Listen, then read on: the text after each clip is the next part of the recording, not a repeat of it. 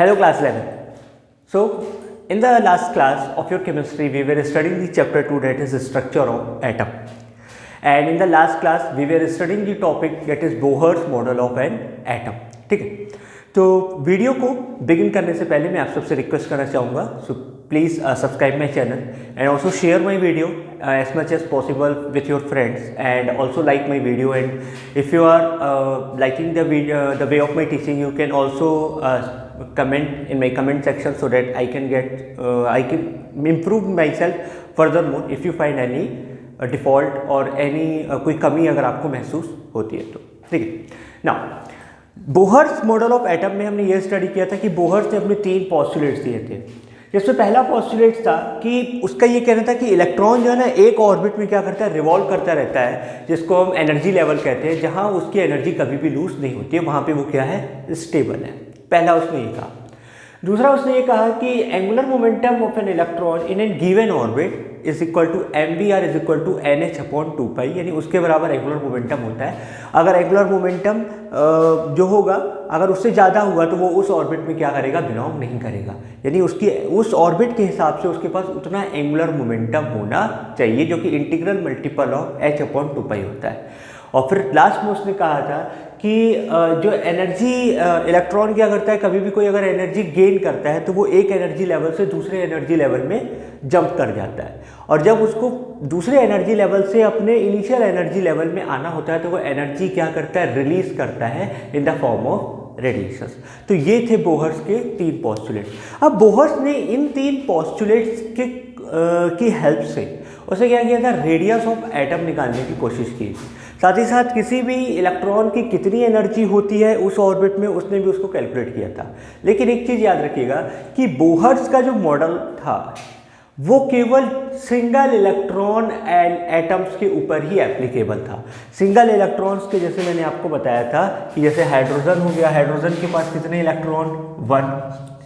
फिर आता है हीलियम प्लस, इसके पास कितने इलेक्ट्रॉन, 1। फिर आता है लिथियम 2+, इसके पास कितने इलेक्ट्रॉन, 1, क्योंकि लिथियम का एटॉमिक नंबर होता है 3। 2+ का मतलब उसने 2 इलेक्ट्रॉन डोनेट कर दिए, यानी उसके पास कितना बचा, 1। उसी प्रकार से बेरिलियम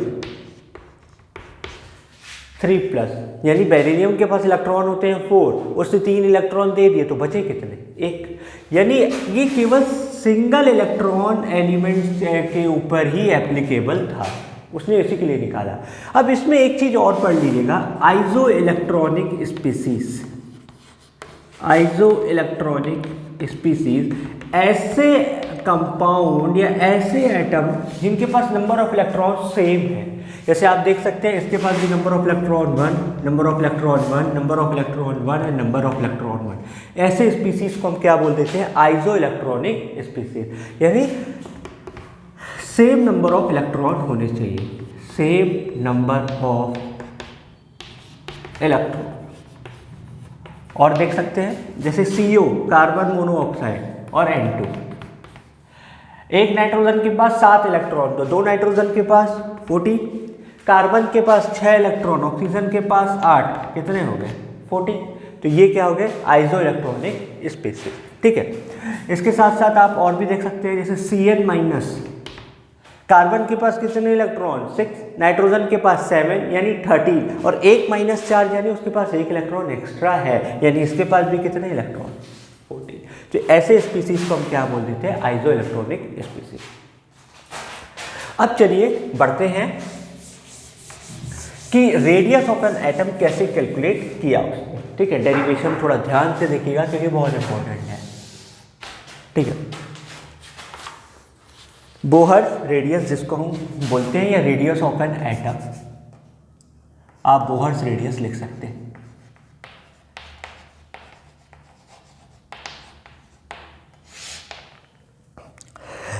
हमें पता है न्यूक्लियस जो होता है वो एटम के बिल्कुल सेंटर में होता है, पॉजिटिव चार्ज। ठीक है, और इलेक्ट्रॉन जो था, बोहर्स ने कहा कि इलेक्ट्रॉन जो है इसके चारों तरफ क्या करता रहता है, रिवॉल्व करता रहता है।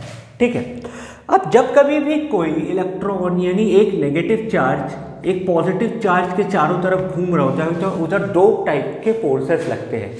पहला तो कूलम्ब फोर्स लगता है, ठीक है, इलेक्ट्रोस्टैटिक फोर्स हम जिसको बोलते हैं। ठीक है, तो कितने फोर्स लग रहे हैं, 2 फोर्स। पहला फोर्स या क्या लिख सकते हो, when an electron revolves around nucleus, it experiences two types of force.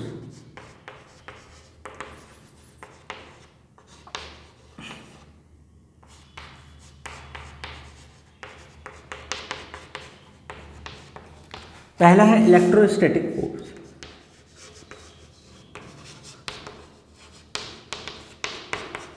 Electrostatic force का ये कहना था, अच्छा एक चीज़ और लिख लिया, अब यहाँ पे कितने प्रोटॉन है हमको नहीं पता तो हम जेड लिख देते हैं, इनके बीच की दूरी जो है आर है, ठीक है।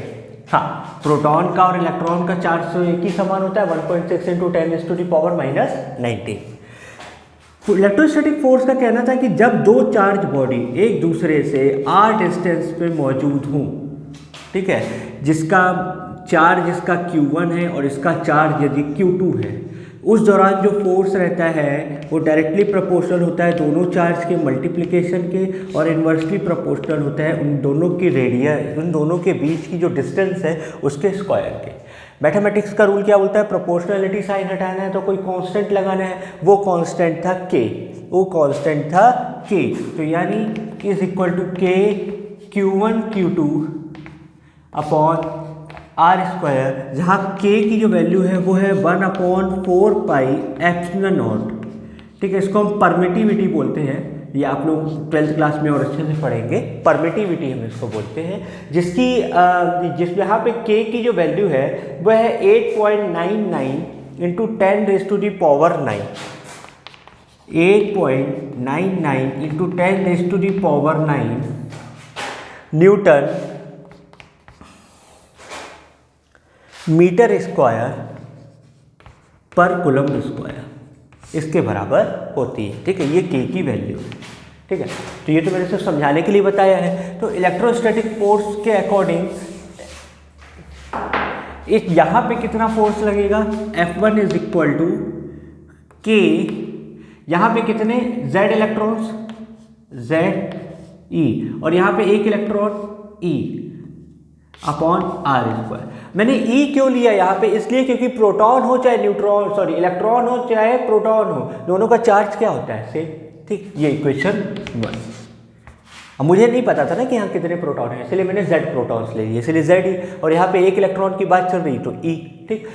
अब ये इलेक्ट्रॉन क्या करेगा, कंटिन्यूसली बाहर जाने की कोशिश करता है, ठीक है, क्योंकि पॉजिटिव चार्ज के होने की वजह से इलेक्ट्रॉन जो है इसकी तरफ बाउंडेड है, लेकिन ये हमेशा कोशिश करता है कि बाहर जा रहा है। जैसे सपोज कि जैसे आप किसी रस्सी में एक पत्थर को बांध लें या बॉल को बांध लें और आप उसको ऐसे ऐसे घुमा रहे हैं, तो यदि आप जैसे ही रस्सी छोड़ते हैं तो बॉल जिस डायरेक्शन में रहता है वो बिल्कुल सीधा जाता है, गोल गोल घूमते हुए तो नहीं जाता है, यानी वहाँ पे बॉल हमेशा कोशिश करता है कि मैं बाहर जाऊँ, ठीक है। यानी उसका फोर्स हमेशा किस, अगर मान लो इलेक्ट्रॉन इधर होता तो वो इस डायरेक्शन में जाता, इलेक्ट्रॉन इधर है तो वो इस डायरेक्शन में जाता, ठीक है। इसको हम बोलते हैं सेंट्रीपिटल फोर्स। क्या बोलते हैं, सेंट्रीपिटल फोर्स, ठीक है। तो यहाँ पे एक और फोर्स कौन सा लग रहा है, सेंट्रीपिटल फोर्स, कि यह हमेशा बाहर जाने की कोशिश में रहता है।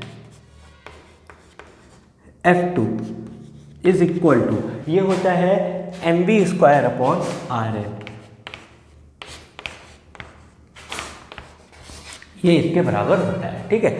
अब देखो, अगर सिर्फ इलेक्ट्रोस्टैटिक फोर्स लगेगा तो न्यूक्लियस क्या करेगा, इलेक्ट्रॉन को अपनी तरफ खींच लेगा, और अगर सेंट्रीपिटल फोर्स लगेगा तो इलेक्ट्रॉन क्या चला जाएगा, बाहर चला जाएगा। इसलिए दोनों का आपस में बराबर होना जरूरी है, यानी इक्विलिब्रियम दोनों में मेंटेन होना जरूरी है। यानी एट इक्विलिब्रियम के केस में क्या होता है कि दोनों फोर्सेस क्या होते हैं, बराबर होते हैं। अगर एक भी फोर्स ज़्यादा होगा या तो इलेक्ट्रॉन या तो बाहर चला जाएगा या तो इलेक्ट्रॉन न्यूक्लियस में समा जाएगा। तो at equilibrium F1 is equal to F2, यानी दोनों इक्वेशन को मैं कंपेयर कर दूँ, ठीक है। तो KZE²/R² is equal to mv²/R, ठीक है। एक R कट गया है तो वही Rn ले लीजिएगा, रेडियस ऑफ न्यूक्लियस है Rn, एक R कट गया, यानी ये अगर रेडियस को मैं निकाल के आ रहा हूँ, रेडियस निकाल रहा हूँ ना, मैं रेडियस को इंडिविजुअली लेके चला जाऊंगा। तो R N is equal to, ये यहाँ चला गया तो ये पूरा का पूरा नीचे आ जाएगा, यानी के जेड ई square upon m b square, ये इक्वेशन 3। ठीक है, क्लियर। अब हमने पढ़ा था फ्रॉम बोहर्स पोस्टुलेट्स,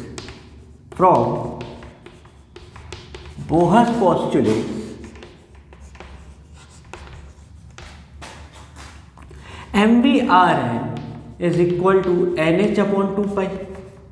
ये हमने उसका पोस्टुलेट पढ़ा था ना कि angular momentum is the integral multiple of h upon 2 pi. H क्या है? प्लैंक्स कांस्टेंट है। ठीक है, तो यहाँ पे v इज इक्वल टू मैं लिख सकता हूँ N H upon 2 pi M R N, और दोनों तरफ स्क्वायरिंग कर दूँ तो v square is equal to N square H square upon 4 pi square M square R N square, है ना। दोनों तरफ स्क्वायरिंग कर दिया तो 2 का स्क्वायर कितना आता है? 4। अब मैं इस इक्वेशन को यहाँ पे प्लेस कर सकता हूँ, इस v स्क्वायर की जगह इसको प्लेस कर दो। ठीक, तो इसको आप लोग नोट कर लीजिएगा, ये मैं रब कर रहा हूँ, ये वाला पार्ट मैं रब कर रहा हूँ।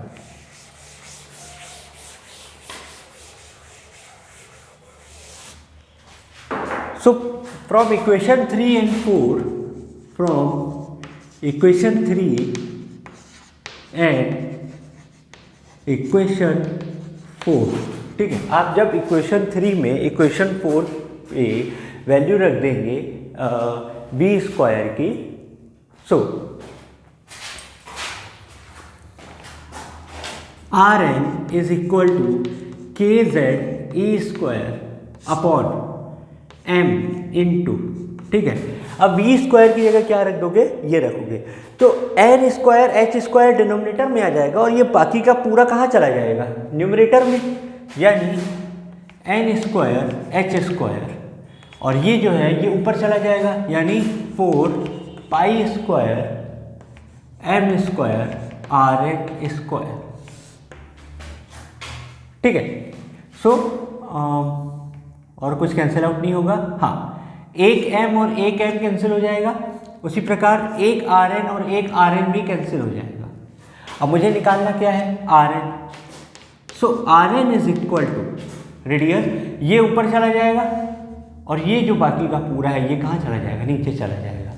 ठीक है, so N square upon H square upon K Z ई स्क्वायर 4 पाई स्क्वायर एम, ये बात चल रही है। ठीक है, अब यहाँ पे ये मास किसका है? इलेक्ट्रॉन का मास है, ये चीज़ याद रखिएगा। वंस अगेन देखिए, ये इक्वेशन 3 था जो मैंने इन दोनों फोर्स को कंपेयर करके निकाल दिया। फिर बोहर्स मॉडल के according M B are N is equal to N H upon 2 pi, वहाँ से मैंने v की वैल्यू निकाल ली। अब मेरे पास यहाँ पे v स्क्वायर है तो इसलिए मैंने दोनों तरफ स्क्वायरिंग किया और इक्वेशन 3 और इक्वेशन 3 पे इक्वेशन 4 को प्लेस कर दिया। अब ये v स्क्वायर है तो यानी एन स्क्वायर एच स्क्वायर नीचे आ जाएगा और ये बाकी का पूरा न्यूमरेटर में चला जाएगा। न्यूमरेटर में जाने के बाद एक एम कैंसिल हो गया, एक आर एन भी कैंसिल हो गया। ठीक है, मुझे निकालना है आर एन, तो इस आर एन को अकेला करने के लिए मुझे इसको यहाँ ले जाना पड़ा और इसको यहाँ ले जाना पड़ा। नाउ पुटिंग दी वैल्यू, अब जिसकी वैल्यू मुझे मालूम है मैं उसको प्लेस कर रहा हूँ। पुटिंग दी वैल्यू, अब मुझे किसकी वैल्यू मालूम है? मुझे h की वैल्यू मालूम है, k की मालूम है, e की मालूम है, m की मालूम है, पाई की मालूम है। सो मैं इसकी वैल्यू प्लेस करता हूँ। k की वैल्यू मैंने आपको क्या बताई? 8.99 इंटू 10⁻⁹। h की वैल्यू आपको मालूम है 6.626 इंटू 10⁻⁻34। मास ऑफ इलेक्ट्रॉन भी आपको मालूम है 9.01 इंटू 10⁻⁻31। इलेक्ट्रॉन का चार्ज कितना होता है? 1.6 इंटू 10⁻⁻19। ठीक है, अब इस वैल्यू को प्लेस कर देते हैं इस इक्वेशन में। कौन सा इक्वेशन? Equation number 5। ठीक है, वेट,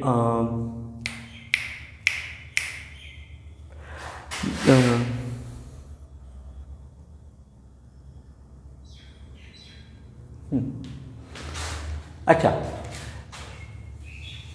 एक चीज और मैं आपको थोड़ा सा बस एक्सप्लेन करना चाहता हूँ।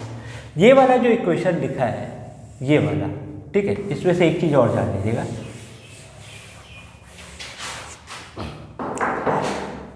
यदि मैं mv स्क्वायर को यहाँ लेके चला जाऊँ, ये हो जाएगा kze स्क्वायर अपॉन rn। ठीक है, दोनों तरफ 1/2 से मल्टीप्लाई करवा दिया, 1/2 से क्या करवा दिया, मल्टीप्लाई। अब 1/2 mv स्क्वायर क्या होता है, काइनेटिक एनर्जी। तो kinetic energy of electron is equal to 1 upon kze square upon rn। ये चीज याद रखिएगा, इसको नोट कर लीजिएगा। ठीक है, फिर से यहां तक तो हमने निकाल लिया था, है ना। दोनों फोर्स को कंपेयर किया, electrostatic force and centripetal force दोनों को कंपेयर करके Rn निकाल लिया था। mv स्क्वायर को अगर यहाँ लेके चला जाऊँ और फिर हाफ से मल्टीप्लाई करवा दूँ तो क्या आ जाता है, काइनेटिक एनर्जी। ठीक है, तो यहाँ पे ये कंफ्यूज नहीं होइएगा क्योंकि ये आगे चल के काम में आने वाला है। अब मैं इन सारी वैल्यू को यदि इसमें प्लेस कर दूँ, Rn इज इक्वल टू इतना, तो बचेगा क्या, केवल कांस्टेंट में एक n स्क्वायर और एक z, इसके अलावा तो बाकी कुछ नहीं बचने वाला। ठीक है, तो इसकी जो वैल्यू आती है वो आती है n स्क्वायर अपॉन z, यानी 0.529 n स्क्वायर अपॉन z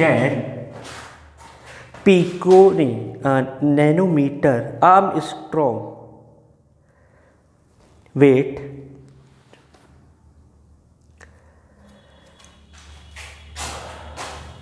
यानी इसको इस तरह लिख के 5.29 n square upon z picometre, इसके बराबर आती है। आपको पता है कि 1 पिकोमीटर कितने के बराबर होता है, 10⁻⁻12 मीटर के बराबर होता है। ठीक है, इतने के बराबर क्या होती है, उसकी वैल्यू होती है। आई थिंक मैं कहीं गलत हूँ, 0.529 आर्मस्ट्रॉन्ग, ये 52.9 होगा, सॉरी ये 52.9 n square upon z picometre होता है, और 0.529 n square upon z armstrong होता है। एंड 1 आर्मस्ट्रॉन्ग जो होता है वो होता है 10⁻⁻10 मीटर के बराबर।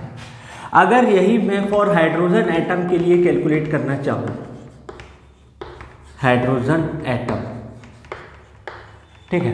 अब सबसे बड़ी बात एक चीज याद रखिएगा, ये जो n लिखा हुआ है यह कौन से ऑर्बिट में इलेक्ट्रॉन रिवॉल्व कर रहा है, कि first orbit, second orbit, third orbit. इस n को हम बोलते हैं principal quantum number, principal quantum number. ये आगे चल के आपको अभी इसी चैप्टर में पढ़ना है, हम लोग 1-2 क्लासेस के बाद ही इसको पढ़ना शुरू कर देंगे।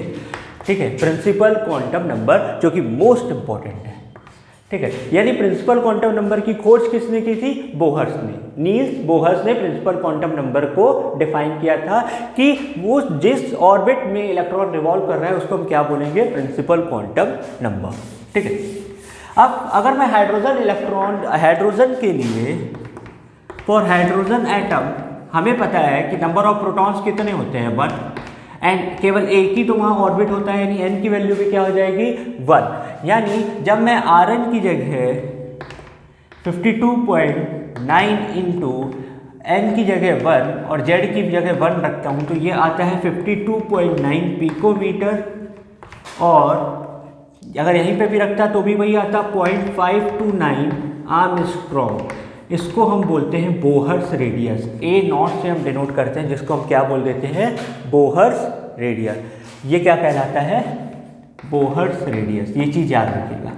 ठीक है, अब ऐसे ही अगर आपको दूसरे किसी आइटम के लिए पूछता है तो सिर्फ आपको n और z की वैल्यू बदलनी है, n और z की वैल्यू क्या करनी रहेगी, बदलनी होगी। चलिए इससे रिलेटेड एक न्यूमेरिकल लगाते हैं और फिर हम आगे बढ़ेंगे एनर्जी निकालने पे। एक क्वेश्चन दिया हुआ है कि arrange the radii of the following in increasing order. आपको इंक्रीजिंग ऑर्डर में उनकी रेडियाई को अरेंज करना है।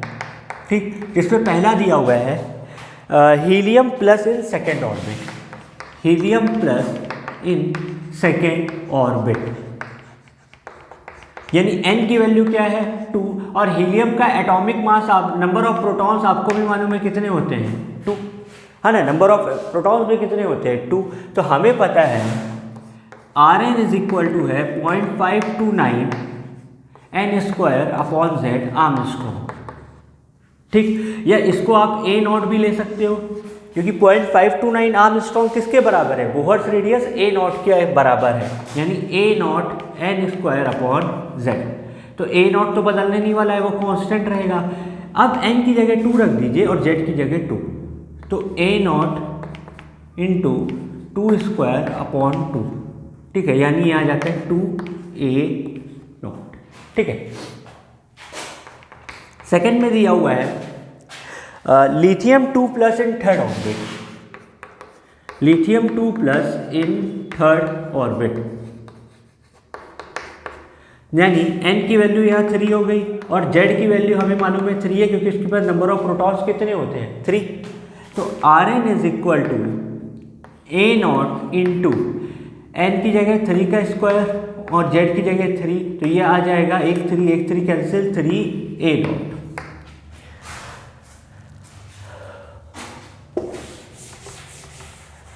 उसके बाद दिया है बेरिलियम 3+ इन फोर्थ ऑर्बिट,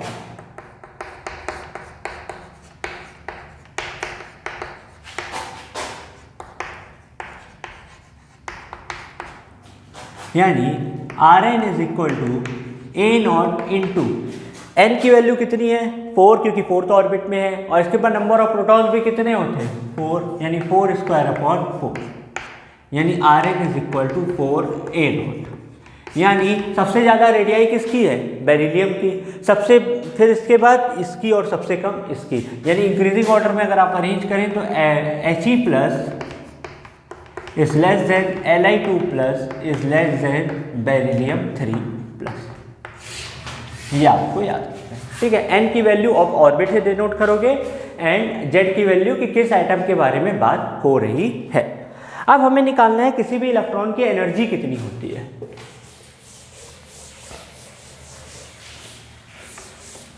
अब चाहे कोई भी इलेक्ट्रॉन हो या कोई भी बॉडी हो, उसके पास बेसिकली 2 टाइप्स की एनर्जी होती है, एक होती है काइनेटिक एनर्जी और एक होती है पोटेंशियल एनर्जी, ठीक है। सो काइनेटिक एनर्जी अभी अभी हमने यहाँ से निकाला था, जिसमें मैंने जब मैं एक बार फिर से डराइव करके दिखाता हूँ, एनर्जी ऑफ एन इलेक्ट्रॉन में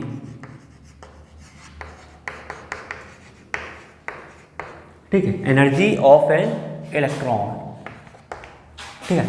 काइनेटिक एनर्जी अगर जैसे हमने ये पढ़ा था कि क्या होता है kZe² अपॉन Rn, जो था इलेक्ट्रोस्टैटिक फोर्स यानी कोलम्ब फोर्स, और mv² अपॉन Rn, ठीक है, ये था सेंट्रीपिटल फोर्स, ठीक। तो ये r², एक r कैंसिल हो गया, तो mv² is equal to r आता kZe² अपॉन Rn, ठीक है। यानी दोनों तरफ जब हाफ से मल्टीप्लाई करा दे रहे थे तो kinetic energy is equal to half mv² is equal to half kZe² upon Rn, ये था इक्वेशन 1, ठीक है। अब दूसरी एनर्जी हमें कौन सी निकालनी है, हमें निकालनी है पोटेंशियल एनर्जी। तो पोटेंशियल एनर्जी के लिए लिखा हुआ है potential energy of an electron which is the work done when an electron is brought from an infinite distance to the orbit of the atom at a distance Rn from the nucleus, ठीक है। just suppose कि ये nucleus है, ये first orbit है और electron कहीं यहाँ पे है, ठीक है, इलेक्ट्रॉन कहीं यहाँ पे है।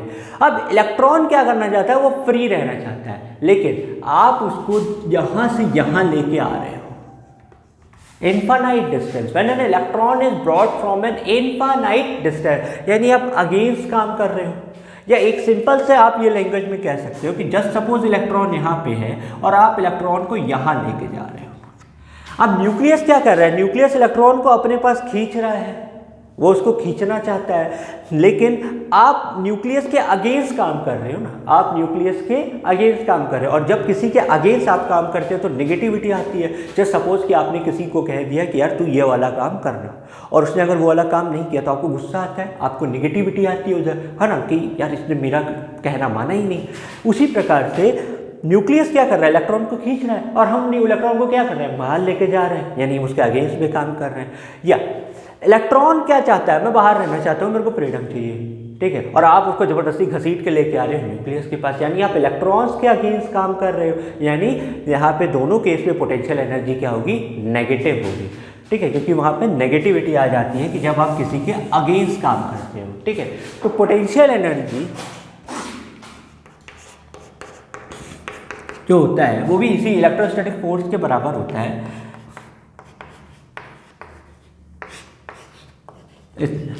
ठीक है, पोटेंशियल एनर्जी को हम लोग इतने के बराबर लिखते हैं, K Z minus K Z ई स्क्वायर अपॉन आर एन। सिर्फ उसको, क्योंकि आपको दूसरे के साथ तो वर्क करना नहीं है, आप किसी एक के साथ ही वर्क कर रहे हो ना, तो आपको दोनों का डिस्टेंस लेने की ज़रूरत नहीं है। तो टोटल एनर्जी क्या होती है? Kinetic energy plus potential energy. अब काइनेटिक एनर्जी यानी 1/2 K Z E square upon R N plus minus of K Z E square upon R N. जब आप इसको प्लस करेंगे तो ये 2 क्या आ जाएगा, यहाँ मल्टीप्लाई हो जाएगा, यानी के जेड ई square upon R N minus 2 K Z ई स्क्वायर अपॉन आर एन। ये 2 यहाँ चला जाएगा, यानी ओवरऑल ये आ जाएगी टोटल एनर्जी आपकी आएगी माइनस के जेड ई स्क्वायर अपॉन आर एन। यहाँ पे टोटल एनर्जी देखिए नेगेटिव आ रही है। नेगेटिव होने का मतलब ये है कि जब कभी भी आपको इलेक्ट्रॉन को यदि उस अपने इनिशियल ऑर्बिट से किसी दूसरे ऑर्बिट में लेके जाना है, अब आपको उसके अगेंस्ट काम करना होगा, आपको उसके अगेंस्ट काम करना होगा, यानी आपको इलेक्ट्रॉन को वहाँ से निकाल देना है। अच्छा, अभी अभी हमने देखा था कि जो रेडियस ऑफ द इलेक्ट्रॉन जो आ रही थी उसकी वैल्यू थी R N is equal to था, ये इक्वेशन 1 मान लीजिए, हाँ नहीं, इसको इक्वेशन 1 ये आपने माना हुआ है, ये इक्वेशन 2 और ये इक्वेशन 3। आर एन की जो वैल्यू अभी हमने डिराइव की वो थी N square upon H square upon 4 pi square M K Z ई स्क्वायर, इसके बराबर थी। यहाँ पे अगर मैं आर एन की जगह ये रख दूँ, ठीक है, so placing from equation 3 and 4, from equation 3 and equation 4, total energy is equal to k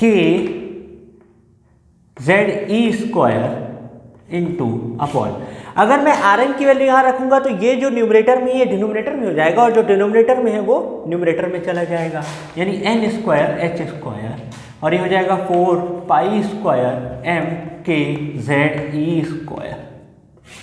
ठीक, तो टोटल एनर्जी जो आती है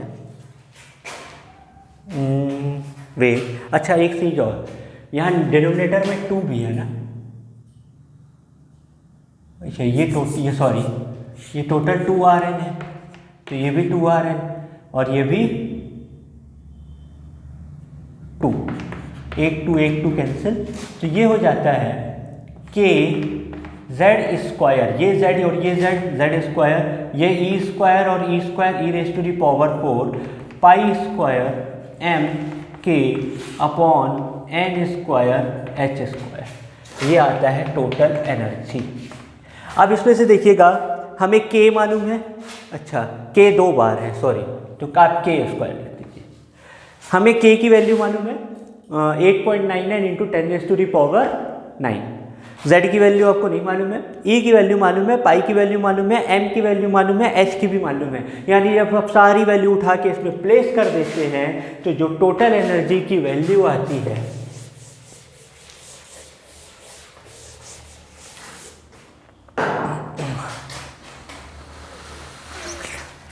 तो यानी इलेक्ट्रॉन एट nth ऑर्बिट, मान लो इलेक्ट्रॉन कौन से ऑर्बिट में, nth ऑर्बिट में है, तो मैं टोटल एनर्जी को En से डिनोट कर रहा हूँ, ठीक है, वो आती है, वो होता है -2.1 है, क्योंकि माइनस चार्ज अभी भी यहाँ है, मैंने माइनस चार्ज लगाना भूल गया, ठीक है, ये माइनस है ना यहाँ पे, तो -2.18 into 10⁻⁻18 Z square upon N square joule. इतनी एनर्जी होती है इलेक्ट्रॉन की, बस डिपेंड करता है जेड और एन क्या होगा। सो अगर फॉर हाइड्रोजन एटम मैं कैलकुलेट करना चाहूँ जहाँ पे z इज इक्वल टू 1 है और n इज इक्वल टू 1 है, तो En आता है -2.18 इंटू 10⁻⁻18 जूल, इसके बराबर आता है। ठीक है, यानी एक हाइड्रोजन के पहले इलेक्ट्रॉन की जो एनर्जी होती है वो इतनी एनर्जी होगी। ठीक, हाँ, एक चीज इसमें आता है इलेक्ट्रॉन वोल्ट। इलेक्ट्रॉन वोल्ट यानी अगर मैं इसको इलेक्ट्रॉन के चार्ज से डिवाइड करा दूं, क्या कर दूं, इलेक्ट्रॉन के चार्ज से डिवाइड करा दूं, यदि ऑल्सो मैं इस En को यानी -2.18 इंटू 10⁻⁻18 को 1.6 इंटू 10⁻⁻19 से डिवाइड करा दूं, तो ये आता है -13.6 इलेक्ट्रॉन वोल्ट। बेसिकली हम इस यूनिट में पढ़ते हैं किसी भी इलेक्ट्रॉन की एनर्जी। अगर आपसे कहा जाए कि एक इलेक्ट्रॉन वोल्ट में कितने जूल की एनर्जी होती है, तो what you have to do है टू सिंपली मल्टीप्लाई 1.6 इंटू 10⁻⁻19। यदि फर्स्ट शेल में जो इलेक्ट्रॉन होता है यानी फर्स्ट ऑर्बिट में जो इलेक्ट्रॉन होता है उसकी एनर्जी होती है -13.6 इलेक्ट्रॉन वोल्ट, और जैसे जैसे आप ऊपर जाएंगे आप जीरो की तरफ बढ़ते जा रहे हैं, जीरो की तरफ क्या हो रहे हैं, बढ़ते जा रहे हैं। यदि कोई इलेक्ट्रॉन इनफाइनाइट में हो या यदि कोई इलेक्ट्रॉन फ्री है, तो फ्री होने का मतलब ये कहलाता है कि उसके पास एनर्जी जीरो हो गई है। हर इलेक्ट्रॉन, ये -13.6 का मतलब क्या है कि आपको इतनी एनर्जी लगेगी, 13.6 वो इलेक्ट्रॉन वोल्ट की एनर्जी लगेगी इलेक्ट्रॉन को फर्स्ट ऑर्बिट से निकालने में, इलेक्ट्रॉन को फर्स्ट ऑर्बिट से निकालने में। अगर मान लो n की वैल्यू 4 हो जाए तो ये तो वैल्यू और छोटी हो जाएगी, n की वैल्यू 10 हो जाए तो और वैल्यू छोटी हो जाएगी। ठीक है, तो ये कहलाता है इसका। और तब तक देखो, अगर मैं इन दोनों को प्लस कर दूं तो इलेक्ट्रॉन की एनर्जी क्या हो गई, जीरो, यानी वो न्यूक्लियस के चंगुल से बाहर निकल चुका है, वो अब इलेक्ट्रॉन कभी भी वापस नहीं आना चाहेगा। यानी एक फ्री इलेक्ट्रॉन वो कहलाता है, आप इन सबको अच्छे से नोट करके जाइएगा और समझते जाइएगा। एक फ्री इलेक्ट्रॉन वो इलेक्ट्रॉन कहलाता है जहाँ पे उसकी एनर्जी ज़ीरो हो जाए और जो n है वो इनफाइनाइट हो जाए। ठीक है, और ये तभी पॉसिबल है, अगर n को इनफाइनाइट कर दूंगा तो एनी चीज divided by infinite is always equal to zero. So ये आपको फ्री इलेक्ट्रॉन की एक डेफिनेशन मिल रही है। ठीक है, तो ये था आपका एनर्जी ऑफ ए इलेक्ट्रॉन निकालने का तरीका और साथ ही साथ रेडियस निकालने का तरीका। हाँ, इसी कॉन्सेप्ट को यूज़ करके उसने वेलोसिटी भी कैलकुलेट की थी जो आपके सिलेबस में नहीं है। और एक और टॉपिक आता है आयोनाइजेशन पोटेंशियल। उसका मतलब होता है कि किसी भी इलेक्ट्रॉन को फ्री इलेक्ट्रॉन बनाने के लिए कितनी एनर्जी की रिक्वायरमेंट होती है, वो इसी के बराबर है। ठीक है, यानी यदि मैं आपको ये जो आपके पास En आया है तो En को आप ऐसे भी लिख सकते हो -13.6 Z² इलेक्ट्रॉन वोल्ट, इसके बराबर भी आप लिख सकते हो। यानी आपके पास टोटल एनर्जी निकालने के दो तरीके हैं, या तो आप जूल में निकाल लो या इलेक्ट्रॉन वोल्ट में निकाल लो। और अगर इलेक्ट्रॉन वोल्ट को आपको उसमें कन्वर्ट करना है किसमें, जूल में, तो आप क्या करोगे, -2.18 से मल्टीप्लाई करवा दोगे। Sorry, 1 electron volt is equal to -2.18 into 10⁻⁻18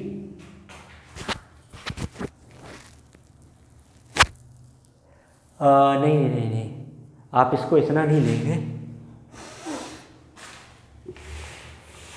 अगर जैसे मान लीजिए आपको पूछ रहा है कि 13.6 इलेक्ट्रॉन वोल्ट में कितना है, तो आप इससे मल्टीप्लाई करा दोगे। तो उसी प्रकार से 1 इलेक्ट्रॉन वोल्ट को कन्वर्ट कराने के लिए आप इसको 1.6 इंटू 10⁻⁻19 से क्या करा दोगे, मल्टीप्लाई करा दोगे, तो आपको एज इट इज़ यही वाली वैल्यू मिल जाएगी।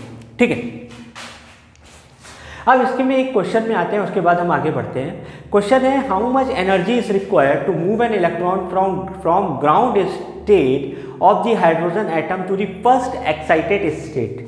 ठीक है, यानी एक इलेक्ट्रॉन है जो कि ग्राउंड स्टेट में है, यानी n इज इक्वल टू 1 है, आप उसको फर्स्ट एक्साइटेड स्टेट में ले जा रहे हो, यानी n इज इक्वल टू 2 में आप लेकर के जा रहे हो, तो कितनी एनर्जी की रिक्वायरमेंट होगी, कितनी एनर्जी की रिक्वायरमेंट हमको लगेगी, ये आपसे पूछना चाहता है। ठीक है, उसको हम लोग इस वैल्यू से निकालेंगे।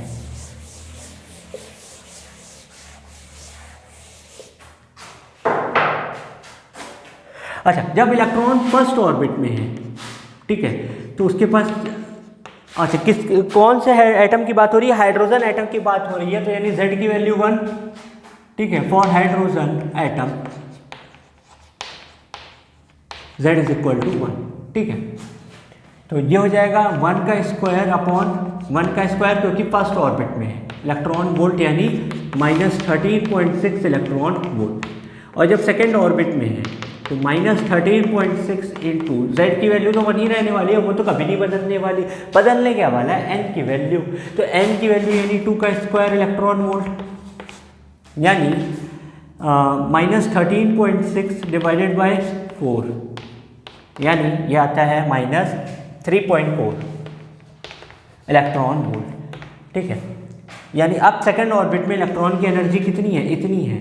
यानी कितनी एनर्जी मुझे देनी पड़ेगी कि इलेक्ट्रॉन फर्स्ट सेल से सेकंड सेल में चले जाए? तो उतनी एनर्जी ये क्या किया है? गेन करके आया है ना कहीं से, क्योंकि देखो पहले वाले में एनर्जी इतनी, दूसरे वाले में एनर्जी इतनी, यानी उसने इलेक्ट्रॉन गेन किया, एनर्जी क्या की है? गेन किया। इसमें नेगेटिव साइन में नहीं जाइएगा। नेगेटिव साइन का मतलब होता है कि मैं अगेंस्ट काम कर रहा हूँ, मैं अगेंस्ट काम कर रहा हूँ, क्योंकि मैथमेटिक्स का नियम ये बोलता है कि -2 इज ग्रेटर देन -10। आप तो ये बोलोगे ना सर तो ये -13.6 से -3.4 में आ रहा है, वो सिर्फ क्या कर रहा है? ये नेगेटिविटी दिखा रहा है कि मैं उसके अगेंस्ट में काम कर रहा हूँ, ठीक है। तो डेल्टा ई यानी चेंज इन एनर्जी कितना हो जाएगा? E2 - E1, यानी -3.4 माइनस ऑफ -13.6, तो ये आ जाता है 10.2 इलेक्ट्रॉन वोल्ट। यानी इतनी एनर्जी मुझे देनी पड़ी तभी एक इलेक्ट्रॉन फर्स्ट सेल से सेकंड सेल में आया है। तो ये था बोहर्स का रेडियस निकालने का तरीका और साथ ही साथ उसका एनर्जी निकालने का तरीका। तो वो ये आपको क्लियर होगा, ठीक है। इसके बाद आते हैं एक इम्पॉर्टेंट टॉपिक में, जो कि होता है हाइड्रोजन स्पेक्ट्रम। हाइड्रोजन स्पेक्ट्रम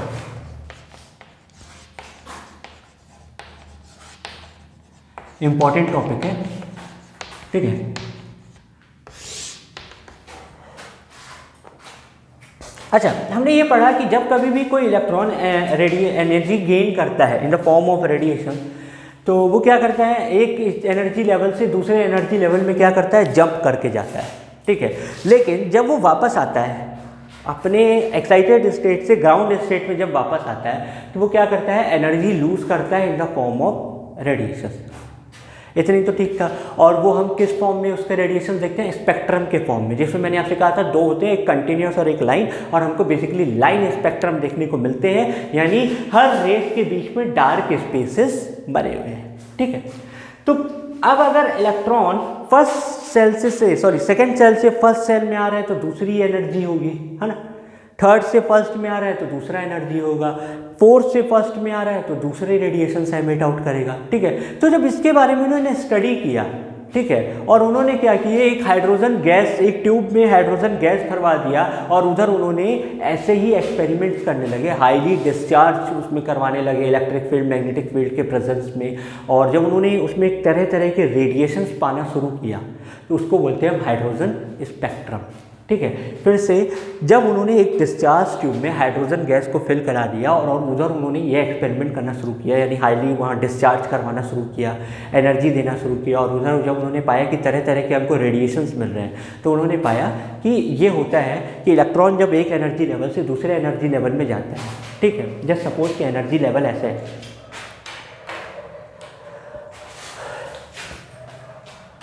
ये ग्राउंड स्टेट, ठीक है, इसको हम बोलते हैं n1 इज इक्वल टू 1, ठीक है, यानी n यहाँ पे 1 है। फिर ये सेकंड लेवल हो गया, n is equal to 2, third level हो गया, n इज इक्वल टू 3। आप ये मैंने ऐसा कितने इसमें इतना गैप रखा है, इसमें इतना गैप रखा है, इसलिए रखा है क्योंकि जो हमने n जो निकाला था -13.6 z² अपॉन n स्क्वायर, ठीक है। अभी हमने डेल्टा E यानी E2 - E1 दिया था, तो इसके बीच का गैप कितना आया? 10.2 इलेक्ट्रॉन वोल्ट, ठीक है। अब जस्ट सपोज कि मैं E3 - E2 निकालने की कोशिश करूं, ठीक है, तो E3 - E2 for hydrogen atom, ये चीज़ याद रखिएगा। तो -13.6 इंटू 1/3 का स्क्वायर माइनस ऑफ 13.6 इंटू 1/2 का स्क्वायर, ठीक है। E2 यानी n की वैल्यू 2 है, E3 यानी n की वैल्यू 3 है। तो -13.6 डिवाइडेड बाय 9 करूँगा तो ये अप्रोक्सीमेटली आता है -1.51 और ये आता है -3.4। ठीक है, तो ये प्लस में हो जाएगा, माइनस माइनस प्लस में, और जब इनको प्लस करता हूँ तो ये अप्रोक्सीमेटली आ रहा है 1.9 के बराबर। तो आप देख सकते हैं सेकेंड सेल से फर्स्ट सेल में जाने में कितनी एनर्जी डिफरेंस है और थर्ड से सेकेंड जाने में कितनी एनर्जी डिफरेंस है। ठीक है, तो इसीलिए इनका जो एनर्जी लेवल जो गैप है, ये एनर्जी लेवल गैप जो मैं बना रहा हूँ ये कम बनाया हूँ। ठीक है, तो इसमें ज़्यादा कंफ्यूज नहीं होइएगा कि ये कम क्यों बना रहा हूँ। और इससे ऊपर और जाऊँगा तो ये कम होता जाएगा एकदम, एक समय के बाद तो 0 पहुँच जाएगा, है ना। फिर N4, फिर N5, ऐसे ही N6, N7, N8 चलता रहता है। ठीक है, अब इलेक्ट्रॉन हो सकता है सेकेंड सेल से फर्स्ट सेल में आ रहा हो, या थर्ड से फर्स्ट में आ रहा हो, फोर्थ से फर्स्ट में आ रहा हो, फिफ्थ से फर्स्ट में आ रहा हो, ये भी हो सकता है। हाँ ठीक, और थोड़ा बनाते हैं।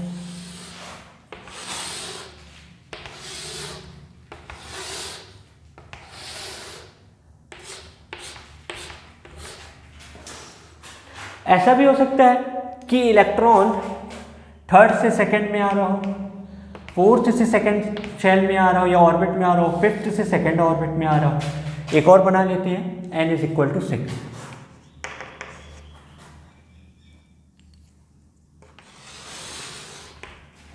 ठीक, तो यानी सिक्स्थ से फर्स्ट में आ रहा हो, ये भी कह सकते हैं।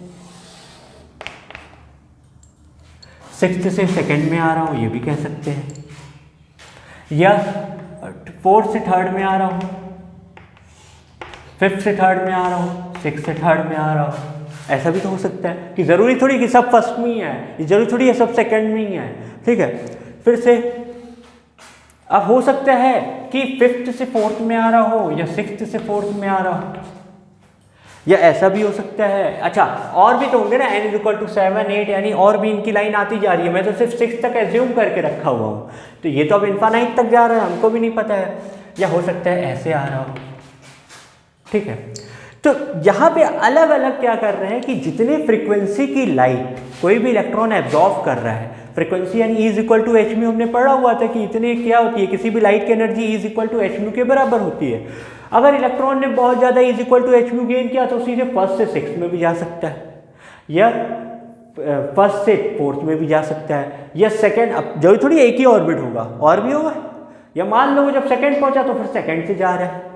या तो ऐसा भी हो सकता था ना कि सिक्स से पहले सेकेंड आया, फिर सेकेंड से फर्स्ट आ गया, ये भी हो सकता है। वो डिपेंड करता है अब वो कैसे स्टडी किया गया, रेडिएशंस के अकॉर्डिंग, कि किस अमाउंट की रेडिएशंस या कैसी रेडिएशंस वो एमिट आउट कर रहा है। इसको पढ़ा गया था हाइड्रोजन गैस ट्यूब में, यानी हाइड्रोजन एटम को पूरा भर करके एक जगह उसके अंदर स्टडी किया गया, इसीलिए हम इसको हाइड्रोजन स्पेक्ट्रम बोलते हैं। फर्स्ट सीरीज की जिसमें जो ये फर्स्ट सीरीज वाला जो रहता है कि जब सारे के सारे इलेक्ट्रॉन सबके फर्स्ट सेल में आ रहे हैं, इसको हम बोलते हैं लाइमन सीरीज। इसको हम बोलते हैं लाइमन सीरीज। और ये जो रेडिएशंस आते हैं ना, ये वाले जितने भी पूरे रेडिएशंस आते हैं, ये आपके आते हैं यूवी रेडिएशंस के लाइन पे। जो हमने इलेक्ट्रोमैग्नेटिक स्पेक्ट्रम पढ़ा था, जिसमें मैंने बताया था X rays, gamma rays, UV rays, visible, infrared, microwave, तो ये उसमें आता है, यूवी रेडिएशंस में आता है। ये जो सेकंड वाला है इसको हम बोलते हैं बाल्मर सीरीज।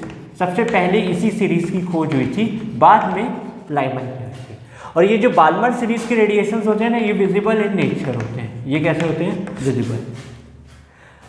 थर्ड वाला जो होता है सीरीज, उसको हम बोलते हैं पास्चन सीरीज। Paschen series. और ये आते हैं इंफ्रारेड में, यानी हमको विजिबल नहीं होते हैं इंफ्रारेड में। ठीक, ये वाली जो सीरीज होती है इसको हम बोलते हैं ब्रैकेट। यानी जिस साइंटिस्ट ने इसकी खोज की थी ना, उन्होंने अपना नाम रख दिया। इधर लाइमन ने खोज की तो लाइमन रख दिया, इधर बाल्मर ने, इधर पास्चर ने, इधर ब्रैकेट ने, और इधर पी फंड ने। और ये भी जो रहते हैं ये इंफ्रारेड में आते हैं। इंफ्रारेड में आते हैं। इस पूरे सीरीज को हम बोलते हैं हाइड्रोजन स्पेक्ट्रम। और आप देख सकते हैं कि जो भी लाइट यहाँ से एमिट आउट हो रही है, रेडिएशन कभी भी कंटिन्यू नहीं है, इनके बीच में डार्क स्पेसेस है। क्या है? डार्क स्पेसेस है, आप देख सकते हैं।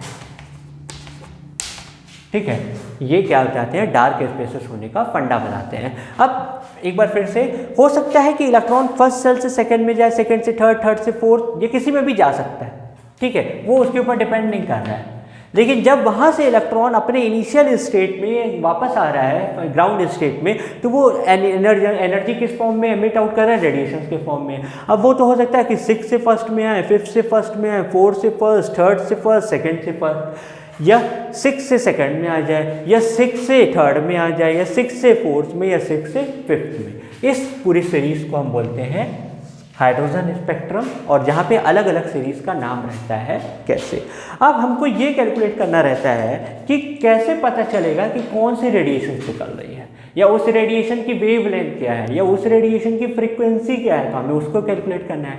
अब सिंपल सा एक फंडा है, अभी हमने जो निकाला था E2, जो मैंने आपसे कहा कि इसके बीच की जो गैप है वो 10.2 इलेक्ट्रॉन वोल्ट की गैस है ना, और इसके बीच की जो गैप है वो 1.9 इलेक्ट्रॉन वोल्ट की गैप है।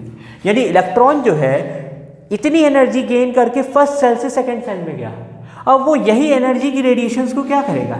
एमिट आउट करेगा। अब इसी का इस्तेमाल करके मैं किसी भी रेडिएशन की वेवलेंथ या फ्रीक्वेंसी निकाल सकता हूँ।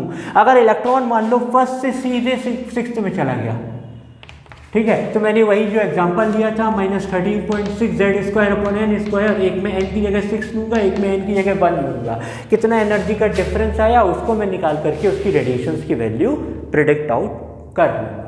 तो ये तरीका होता है निकालने का। अब उसको निकालना कैसे है तो वो आपको पहले समझना पड़ेगा।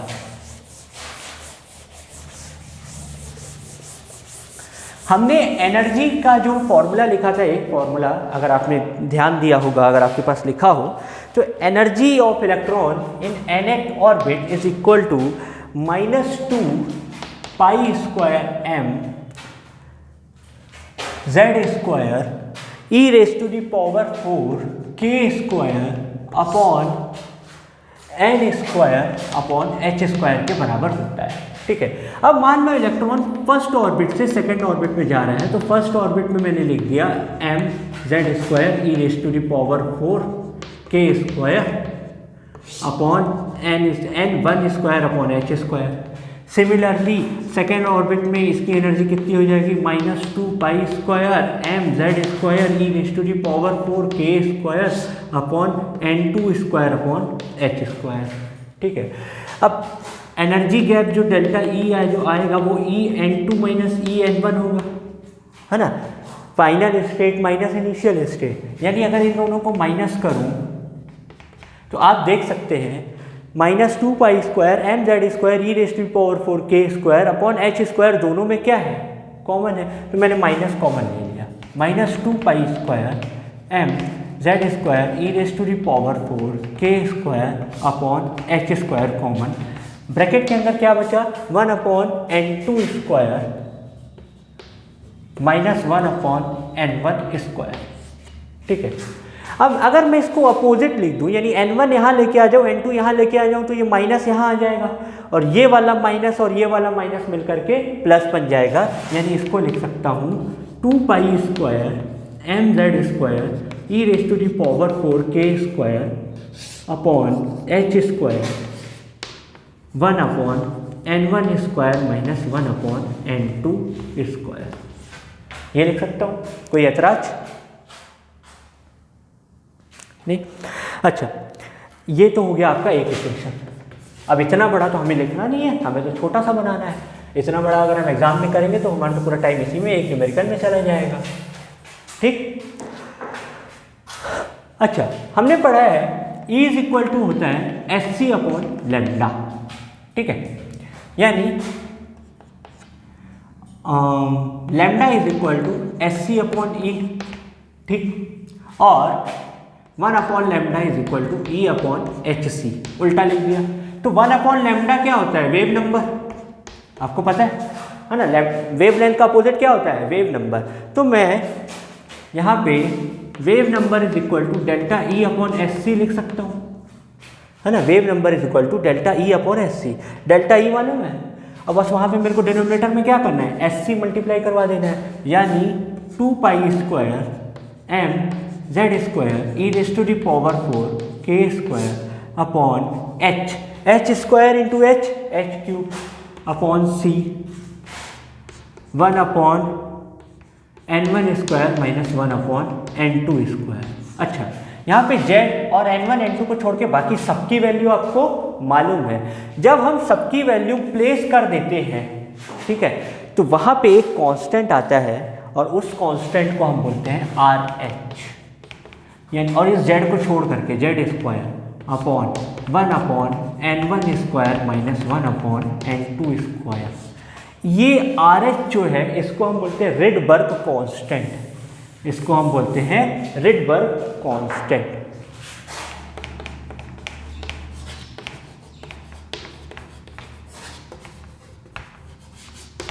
क्या बोलते हैं, रिडबर्ग कांस्टेंट हम इसको बोलते हैं, जिसकी जो वैल्यू होती है वो होती है 1.09677 into 10 raise to the power 7 per metre.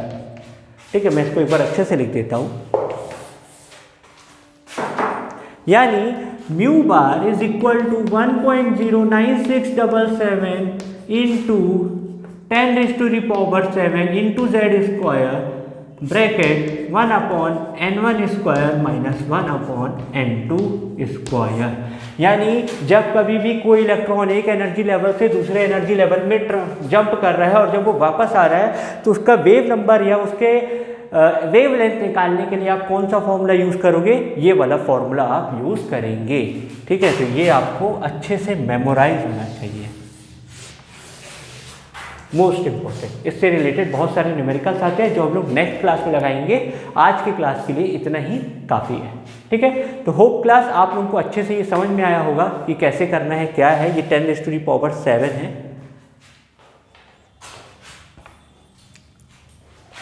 ठीक, सो इसको आप लोग अच्छे से रिवाइज करिएगा। सारे डेरिवेशंस आपके लिए इंपॉर्टेंट है। हाइड्रोजन स्पेक्ट्रम भी समझना इंपॉर्टेंट है, कैसे रेडियाई निकला, कैसे एनर्जी निकाल सकते हैं आप, उसके न्यूमेरिकल्स भी आप प्रैक्टिस करेगा। मैंने तो 2 आपको बता दिए हैं।